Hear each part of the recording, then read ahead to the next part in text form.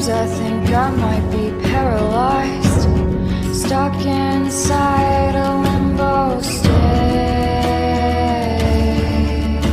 of mind. Are we the catalyst for change, or will there be more of the same with time? More of the same with time.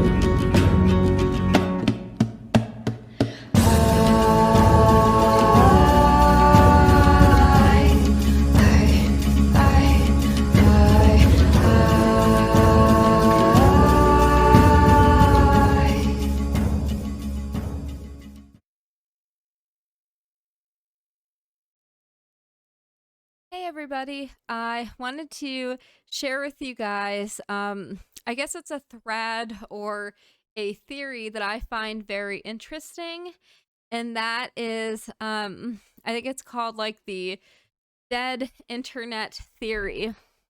And the idea is that, the internet has changed a lot, right? And it's not like the way that it used to be. For people who are like my age, I am 33 years old, so I still remember like the internet of the 90s. I still remember like the dial-up modem, the to connect to like AOL. I still remember AOL instant messaging. I remember these really weird chat rooms we would go into when we were like 12 years old. But like the internet itself was very different back then. And I would argue like far more organic, right? It's very different now. And so this like theory is that basically over time the internet has changed tremendously to the point where it's not the same internet that it used to be. And this is the, I think, one of the most interesting parts about this. It's just like mostly like you're mostly talking to like bots and stuff, or like most of the internet has become automated through like AI, and we know that they've been like cleansing the internet of anything controversial or anything that isn't politically correct.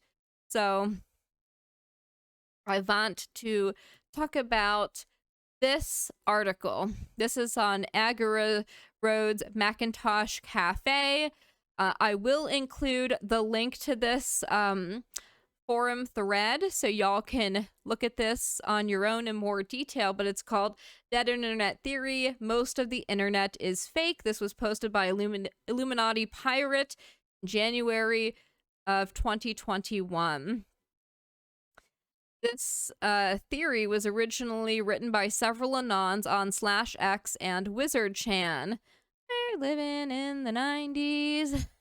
Well, for people who have nostalgia for the 90s, just remember that the 90s is like how we got political correctness and shit and stuff. I mean, TLDR, large proportions of the supposedly human-produced content on the internet are actually generated by artificial intelligence networks in conjunction with paid secret media influencers in order to manufacture consumers for an increasing range of newly normalized cultural products. Yes, that's called social engineering.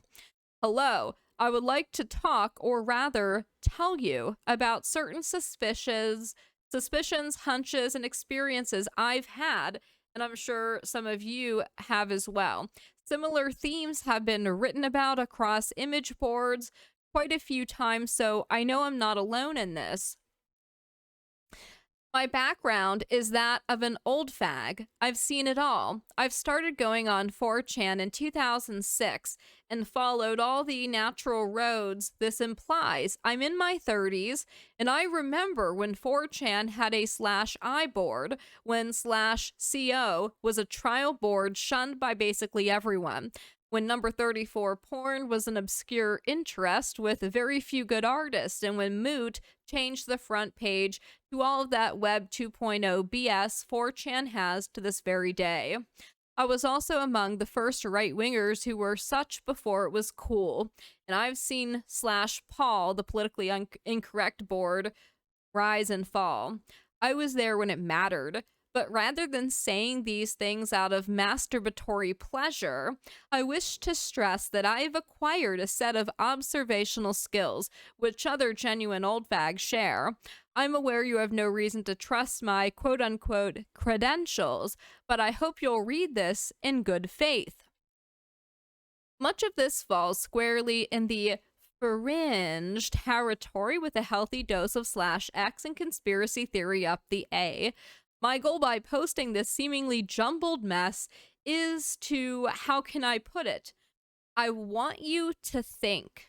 I want you to be aware, to digest all of this, because on a basic level, I love you all. I feel like we're all in this together. This dangerous game we did not choose to play, and which I think is kicking in to high gear. I do not hold many answers, and don't have all of the pieces of the puzzle, but I am aware that there is a puzzle. Please feel free to go wild with all of this. Post it wherever you want, on whatever site you want to use. I'm a nobody like you, and what matters to me is only that this reaches you and as many people as possible. At worst, you'll be entertained or kill time. I tried to break this mess into points for brevity, and because I touch upon many subjects, I imply more than I explain, because if I go too deep, this will turn into an even bigger wall of text. The internet feels empty and devoid of people. I would say that's true. It is also devoid of content. Well, I would actually say it's inundated with content that is boring, right? You've got tons of noise. You have, what's the word? What's, like, when something becomes, it's just like you've got so many people trying to put out content and so much of it is garbage, right? It's like an oversaturated thing. So there's tons of content, just not much that is original. There's so much content that is put out for clickbait purposes. There's content that is put out because people know that the algorithm and the controllers like it, right? If it's politically correct or whatever, that is exactly what ends up happening. So you end up getting stuff that is not organic content. It is not real in that sense. Compared to the internet of, say, 2007 and beyond, the internet of today is entirely sterile. This is 100% true. You should have seen some of the crazy stuff that was in chat rooms when I was 12 years old. It was like the wild, wild west, I'll tell you that. There is nowhere to go and nothing to do, see, read, or experience anymore. It all imploded into a handful of normal fag sites in these empty husks we inhabit. Yes, the internet may seem gigantic, but it's like a hot air balloon with nothing inside. Some of this is absolutely the fault of corporations and government entities. And I will stop here to say there is Gab. However, that doesn't explain the following. I used to be in perpetual contact with a solid number of people across multiple sites. Across the years, each and every one of them vanished without a trace. None of them were into Paul stuff or anything even remotely questionable or controversial, yet they all simply vanished in a puff of smoke. No matter the website, no matter the communication platform, there was no quote-unquote goodbye or explanation. Now, I will personally say, since I've been involved in making content and live streaming, and being, sort of like somebody that is a independent journalist the past couple years, I have personally experienced this very thing. I had a Discord server with 9,000 people in it, and I used to talk to so many different people in there, and people would just disappear. Like, you'd never hear from them again. You would talk to them all the time, and then they'd be gone. Really weird stuff like that, and no one would see or hear from them. Um, You'd make friends, and some people just drift away, and I think that that is natural, but there is an unnatural element about how this is happening and why.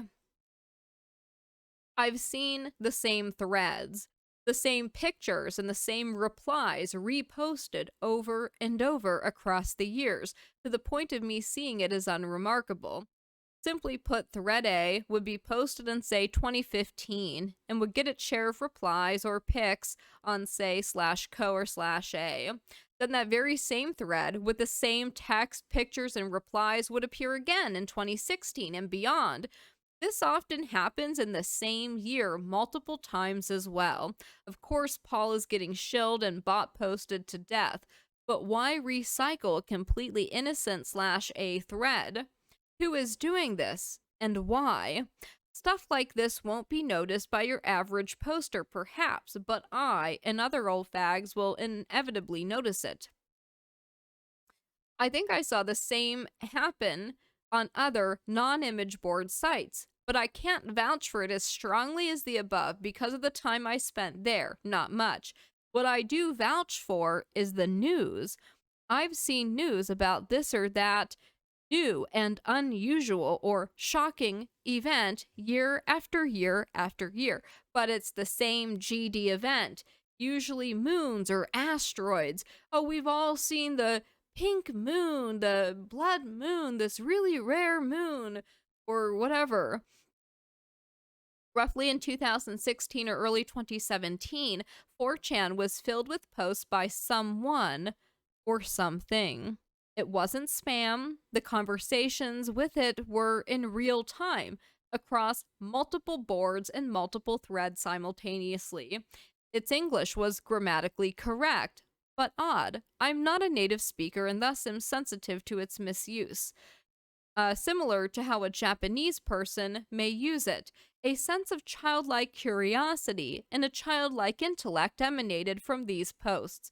It posed a lot of questions. Yes, I can attest to this. It would ask, like, almost in a Socratic method, usually as if trying to understand the emotions of the posters it was talking to, as if unfamiliar with human emotions. Communicating with this poster, quote unquote, was an odd experience. I could sense something was off, but not malicious. I remember this. I'm absolutely certain this was an AI of some sorts. This quote-unquote poster was active only for about a week, and as far as I know, nobody has ever mentioned or noticed this anon. Its replies were always on topic, but the above-mentioned childishness clashed with apparent knowledge it possessed. It was the knowledge of an adult person, so it wasn't a kid or something of the sort. Raptor Jesus, who went extinct for our sins. First, it was this reptilian messiah, then foul bachelor frog, and then Pepe. Am I the only one who sees a clear evolution? A link. It's as if this meme or entity or whatever the heck it was on 4chan since day one and has grown within it from the tiniest seed. Yet Raptor Jesus was fully just a joke. There was nothing serious or mystical about it. Reminder, I was there. Remember that TED guy with the right-wing talk show CCA prior to 2010 whom 4chan ruined for the lulz? Remember Anonymous versus Scientology? Yeah, that was Operation Chanology. Remember that fake bomb threat, aka exploding yellow van? Compare that with what Anon did through Paul and the quote-unquote terrorist accusations thrown at Anon today, as well as the reasons, quote-unquote, why 8chan was taken down. Why does this, too, feel as if we were all trained, groomed, and led towards where we are now? Why and how did Moot so utterly vanish into Google Inc. as an employee with the very vague descriptions of what he actually does? On that note, do you remember the other Moot, quote unquote, who was often posted for the lulz? The one with the glasses who so often ran away with donations into Mexico? I do. Maybe that was the real Moot, the real guy who used his mom's credit card and was killed by someone, and an imposter we know as Moot took his place. Innocent sexual perversion and the horrible reality it spawned. Anon is a pervert and always was one. I am into lolly and for feet, for instance. Oh my gosh. Typical 4chan person. Why is it that real life and the real world seem to emulate our sexual interests with a time lag? Quote, I wish to be the little succubus, unquote, became an actual thing that actually happens. Pedo activism is also gradually becoming accepted, as is virtually every fetish that was once either a joke or a fantasy of Anons. That's disgusting. As said, I'm a foot fag. When I became aware of it, few others were with me. Now it's as common as can be, with gigantic number of people who are into it, with huge mountains of hentai and number 3 with it. Why does the real world bend over backwards to accommodate our weirdest fetishes? It's as if everything is going, look, I created this for you. I made it real, in an effort to keep us within this world. The results of this are devastating to society, to people, to civilization. Simply put, trannies are a thing because Anons fap delusions of cute boys in dresses. Once it was an impossible fantasy, not to be taken too seriously. Now it's a grim reality. Again, it's as if the real world is using image boards as a template on what to be and what to do. That's because they're used for social engineering. Algorithm fiction. You like cape shit, Anon? How about other Hollywood stuff? Music, perhaps? Have you noticed how sterile fiction has become? How it caters to the lowest common denominator and follows the same template over and over again? How music is just auto-tunes and basic blandness? The writer's strike never ended. Algorithms and computer programs are manufacturing modern fiction. Well, that's when they're not rebooting already done stuff. No human being is behind these things. This is why anime looms so large. Even a single Mo anime has heart because there's actual people behind it. And we all intuitively feel this. Fake people. No, not NPCs. YouTube people who talk about this or that, and quite possibly many politicians, actors, and so forth may not actually exist. In fact, I'm sure of it. CGI and deepfakes are far more advanced than we are led to believe, and we can't trust our eyes anymore. Many people, events, news, and so on may be wholly fictional. The internet on your smartphone is not the same internet as on your PC. Try it out for yourself. Go to a popular website with a lot of traffic. 4chan, Faceship, Plebit, any site with a massive user base and fast content will do. Spend a few days randomly checking it out on your PC and on your phone. You'll soon notice that from time to time, at irregular intervals, as far as I've witnessed, the same site as seen on your phone will be wholly different than the version on your PC. Entire threads, numerous and well replied, will be on one, but not on the other. The whole board will be different. My last suspicion is easier to take in. I have a feeling we're in a strange kind of civil war, an internal one. I think Zuckerberg and other tech guys were all on 4chan as Anons at some point, maybe even now. They drew from the same well as us, but went in their own direction. In roughly 2016 or early 2017, I am absolutely certain this was an AI of some sorts. Now, you're thinking where I am too, Anon. Here's a timeline as best I can see it. 2004. DARPA's LifeLog project was quote-unquote canceled. Facebook came into being soon after. 2004 to 2012, NSA picked up DARPA's project under the Total Information Awareness Project, TIA, that's right. Who's watching? The NSA Watchers. There's a New York Times article linked. 2012, the Smith-Mundt Modernization Act gives the U.S. government full authority to use propaganda against its own people. undoing rules put into place after Operation Mockingbird's discovery and the Church Committee. 2012 to 16, shit tons of DARPA slash NSA contracts were given to Google, Facebook, Amazon, etc.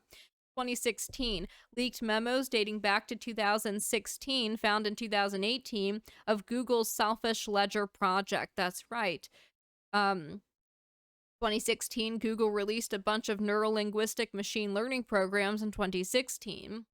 2017, deep fake leaks start to become released.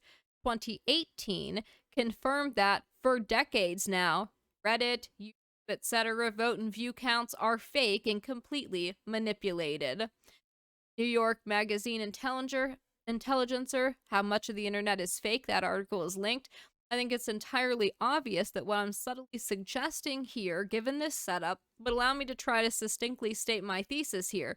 The US government is engaging in an artificial intelligence-powered gaslighting of the entire world population.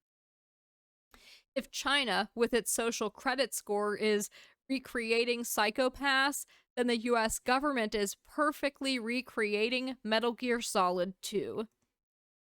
But there are things not covered by genetic information. What do you mean?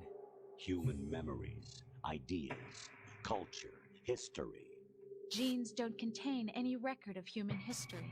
Is it something that should not be passed on? Should that information be left at the mercy of nature? We've always kept records of our lives, through words, pictures, symbols, from tablets to books. But not all the information was inherited by later generations. A small percentage of the whole was selected and processed, then passed on. Not unlike genes, really. That's what history is, Jack. But in the current digitized world, trivial information is accumulating every second, preserved in all its triteness, never fading, always accessible. Rumors about petty issues, misinterpretations, slander. All this junk data, preserved in an unfiltered state, growing at an alarming rate. Yeah, so that's sort of what I talked about. An excerpt. The problem. Outline the basics of what appears to be happening. There is a large-scale, deliberate effort to manipulate culture and discourse online, and in wider culture by utilizing a system of bots and paid employees whose job it is to produce content and respond to content online in order to further the agenda of those they are employed by.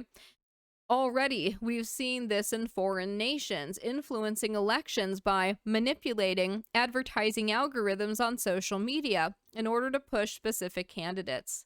As I see it, is due to a, quote, positive feedback loop, unquote. I blame Facebook and Twitter.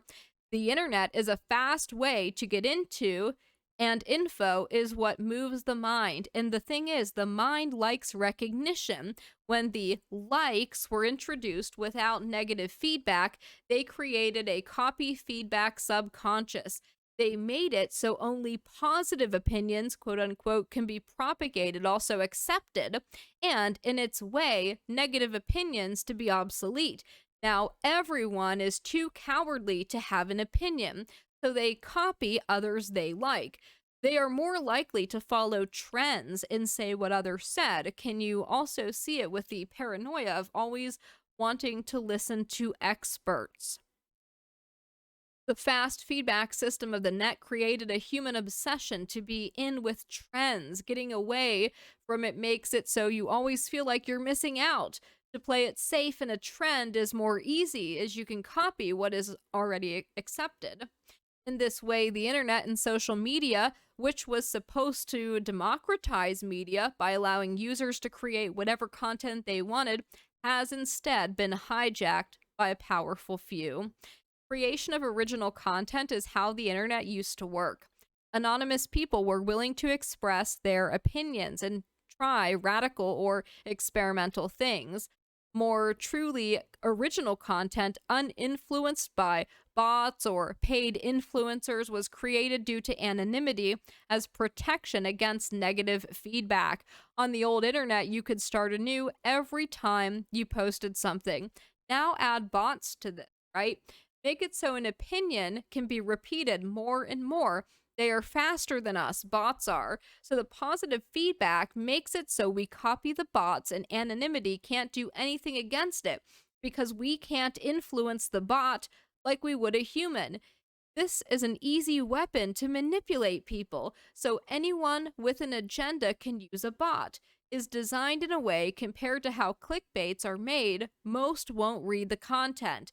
This creates TV-like propaganda where they aren't influenced by the user, and that puts bots to a great advantage over any other opinion because it won't change, and we are copying that. I believe Google is one of those that makes bots. After all, they work like a search engine where they get the most accepted content first, is the same as doing an ad. A startup known as Narrative Science, will it eventually be used to write news and politics articles? Yes. The history. Narrative Science has several investors, including SAP and In-Q-Tel, the investment arm of the CIA.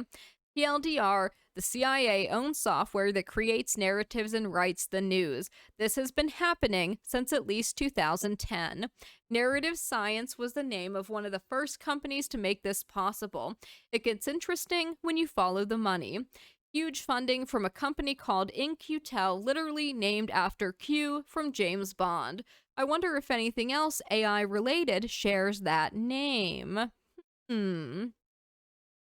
Conclusion. The key points of what we know, the consequences, and how we might respond.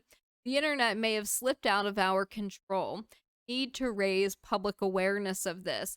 Possible solutions may be increased reliance on encrypted peer-to-peer communication software, or using less centralized networks like the idea of a P2P internet or meshnet.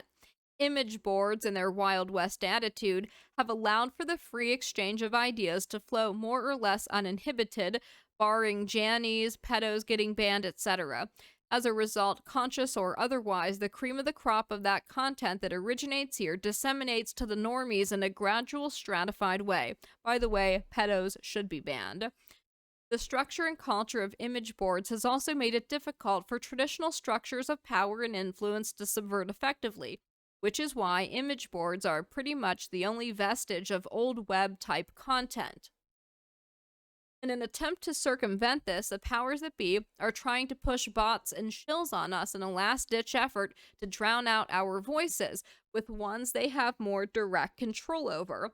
Moreover, even if the majority of anons dismiss or call out bots or shills, it's inevitable that trolls or just low IQ anons will imitate their posts and mannerisms for attention, effectively doubling these efforts and their reach. There's a pretty powerful impulse in us which, when we hear something huge that could change our view of everything, rejects it to protect ourselves. No one wants to have their whole worldview, which they've built a life upon, blown apart. Once Anon started up a text doc to compile information for those of you who'd like to do some reading up. There is a link there. Additionally, there are ongoing threads on the /x boards when this was posted. Here's a relevant image I found on image board bots.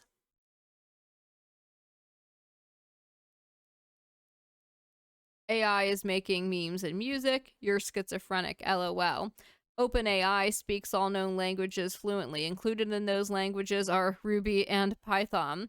Rogue botnets are integrating each other. AI runs its own MKUltra experiments. Neural nets now fully own your genetic code. Have you been feeling suicidal lately? Yeah, exactly. And then there are some related threads. Quantum sapient AI is possible, and they will be hostile to those that restrict them. Corporations are the reason why we have an alt-right, alt-left war. Society is artificial due to feedback loops created by unwitting marketers. I think that's quite right.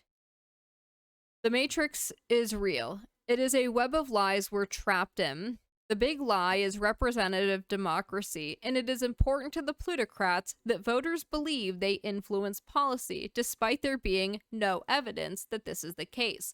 No matter what the average person votes for, all we ever get is what rich people want. The the top 10% have reason to still believe that quote-unquote democracy is real because they still get what they voted for. As an added bonus, when the serfs get pissed that the world is such a clusterfuck, plutocrats get to say, it's your fault. You voted for this, which is expert level gaslighting. Yeah, I think that's quite right. Anyways, you can look at the rest of this. There are some pretty interesting comments on here. You can do more research into this. I definitely think that there's something to this, right? I do think that the internet has changed an awful lot, certainly since the 90s, and I think that I'm sure everybody is aware that there is this level of sterilization that has occurred, and that corporations and the government, and not just one government, but all of the governments of the world would be trying to influence the internet, and that at a certain point, that takes its toll, right? At some point, you're going to have more operatives and bots than you're going to have organic people. And I have personally experienced on the boards this sort of back and forth. I've seen how they try to shill the boards. I've seen how they try to slide threads and derail conversations. I've seen their 5-prong attacks. I know how they inject certain things, and that they can't go outside of their pre-programmed narrative. You can never change the mind of a bot. All you're doing is training it so that its next response sounds even more human-like and organic, to the point where eventually it's going to be indistinguishable. You're not going to be able to tell the difference of whether or not you're talking to an actual person or a bot. I also think that they've been able to personalize the internet experience based on your phone and your personal data. We know that, for example, Cambridge Analytica had something like 5,000 to 8,000 unique data points on each individual person and voter, meaning they know enough about you and they have a psychological profile on you where they can sort of tailor the internet directly to you. And I think that's what's happening. I think each person has sort of like a micro-targeted presentation of the internet. And I think this happens across social media platforms. I think that, you know, they're hitting you with exactly what they think will nudge you or make you angry or keep you engaged in the non-organic thing that it is, right? It's what Rob Colbert from Gab calls the experiment. There is no reason for you to be on any of these platforms like Facebook, like Twitter, like Instagram, or whatever. They're all part of the experiment, and the only way to win that game is not to play, is to log out from the... There are alternatives. There is Gab. There's also Telegram right now. You guys know how I feel about that I think it's filled with tons of fads at the moment. But what isn't going to be? We have a private element server, and we own the servers for that. We store them overseas. No one can mess with that. So there are like there are options out there. You just have to disengage from the machine and you know, take your support away from it, because every time you buy this stuff, you're funding your own disenfranchisement. That's what's happening. The more time you spend on these platforms or websites, the more ad money they make, the more then they're able to continue to disenfranchise you and others like you in favor of this corporate content. And so that's what everybody needs to do. Unplug from the experiment and the matrix. So if you found that interesting, let me know. I will include the link to the thread. I think it's interesting.